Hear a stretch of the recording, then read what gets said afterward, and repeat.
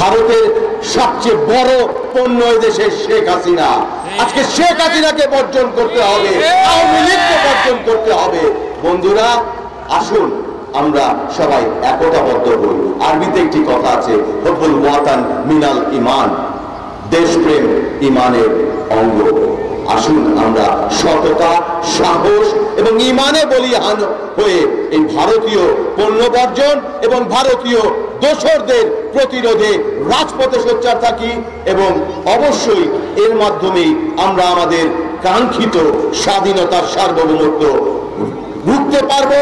এবং আরেকটি কথা আমি বলে যাচ্ছি, এই যে সুদূর প্রসারী পরিকল্পনা ভারতের বাংলাদেশকে সিকিম বা ভুটান বানানোর এবং একটি করদ রাজ্য বানানোর যে পরিকল্পনা চলছে, আমি ব্যর্থহীন কণ্ঠে বলতে চাই, বাংলাদেশের জনগণ রক্ত দিয়ে হলেও বাংলাদেশের এই স্বাধীনতা এবং সার্বভৌমত্বকে রক্ষা করবে। যুদ্ধবিহীন দুটি রাষ্ট্রের সীমান্তে এটি একটি রেকর্ড। 16,000-এরও অধিক বাংলাদেশ স্বাধীন হওয়ার পর থেকে নিরীহ মানুষকে পাখির মতো গুলি করে হত্যা করা হয়েছে। এই রমজান মাসে আমাদের 5 জন ভাইকে সীমান্তে হত্যা করেছে ভারতীয় সীমান্তরক্ষীরা। আমরা ভিডিওতে দেখেছি কিভাবে আমাদের সীমান্তে ঢুকে ভারতীয় বিএসএফ নির্বিচারে আমাদের নাগরিকদের ওপর গুলি চালাচ্ছে। কিন্তু এটি অথর্ব এবং তাবেদার সরকার এ ব্যাপারে বিন্দু মাত্র প্রতিবাদ করেনি।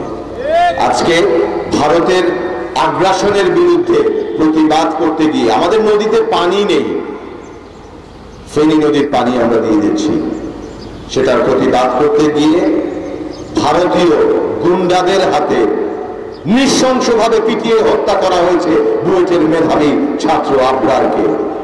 এই আবরারের রক্ত বৃথা দিতে দেওয়া যায় না।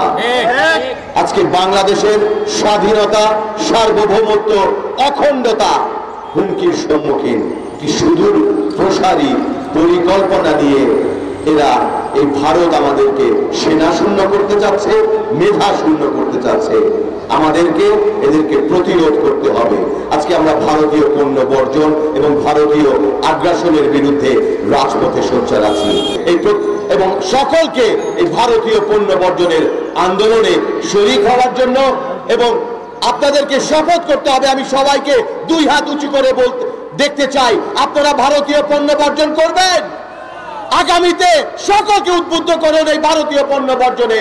ইনশাআল্লাহ আমাদের আন্দোলন দুর্বার ভাবে এগিয়ে চলবে। 56,000 বর্গ কিলোমিটারে আমরা এই আন্দোলন ছড়িয়ে দিব। খোদা হাফেজ। বাংলাদেশ জিন্দাবাদ, বাংলাদেশ জাতীয় দল জিন্দাবাদ, 12 দলীয় ঐক্যজোট জিন্দাবাদ, গণ অধিকার পরিষদ জিন্দাবাদ।